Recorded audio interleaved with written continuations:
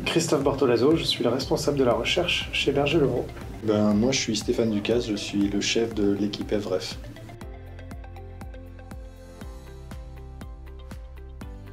Berger-Levrault fournit donc des solutions logicielles pour les collectivités territoriales. Et on a besoin de faire évoluer les logiciels qui permettent de gérer tout ça, pour les maintenir en fonctionnement, pour les maintenir leur pérennité, parce que l'informatique, elle évolue, les langages de programmation évoluent, les frameworks évoluent, les usages évoluent. Avant, on faisait tout sur ordinateur, et puis le web est arrivé. Aujourd'hui, on fait aussi beaucoup de choses sur mobile, et puis demain. Donc, de toute façon, tout ça, il faut que ça s'accompagne d'évolution.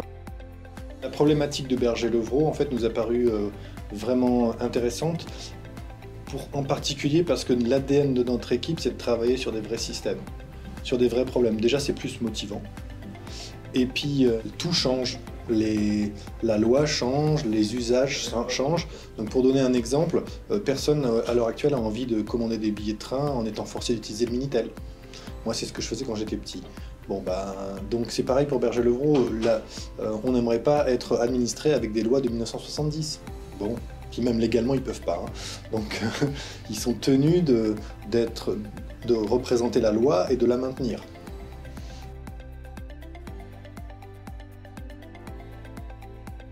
On avait déjà une première problématique il y a quelques années, une de nos problématiques, qui est effectivement ces questions de migration logicielle, de migration d'interface utilisateur en l'occurrence, pour passer d'un framework à un autre. Donc ça, c'est des choses sur lesquelles on a eu des résultats qui sont assez probants et qui sont utilisés aujourd'hui là au quotidien par nos équipes de production. Donc ça, c'est vraiment un franc succès. Ce qu'il faut reconnaître derrière ça, c'est que, en fait, c'est que le début de l'histoire, parce que d'autres technologies qui sont issues de l'INRIA et de la collaboration, il y en a déjà d'autres.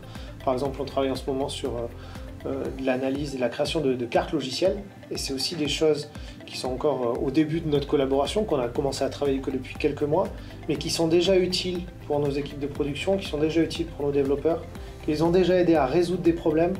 Donc on est dans une dynamique qui est extrêmement positive. La collaboration, elle est vraiment fructueuse parce que nous, on n'est pas une agence de moyens. En fait, on est plutôt une agence de cerveau. Et on va publier. Ce qui est intéressant avec Berger-Levrault, c'est qu'ils comprennent ce que c'est qu'une publication. Ils nous invitent à publier. Donc on a publié des articles dans les meilleurs forums. Vraiment, de ce point de vue-là, c'est vraiment super. On a juste des problèmes, des vrais problèmes. Du coup, il y a plein de choses qu'on n'a pas vraiment besoin de justifier. Et puis ça se passe très bien. On a une particularité chez Berger-Levrault, c'est d'avoir construit depuis plus d'une dizaine d'années maintenant un fort ancrage vers la recherche. Donc on a des chercheurs chez nous aussi, on a des docteurs, des doctorants, donc on avait déjà cette culture-là, évidemment avec un champ d'application industrielle, mais on avait déjà une équipe qui avait cette culture de la recherche. Et donc naturellement, quand on vient discuter avec Stéphane, avec les chercheurs à l'INRIA, ça se passe bien parce qu'on sait aussi comment le milieu académique fonctionne. De leur côté, je crois qu'ils ont aussi, Stéphane l'a dit avant, la sensibilité, et ça on ne le retrouve pas partout, c'est important de le dire, on a travaillé avec beaucoup de laboratoires en France et c'est pas partout le cas, la sensibilité de s'intéresser à des vrais problèmes, des problèmes qui passent à l'échelle.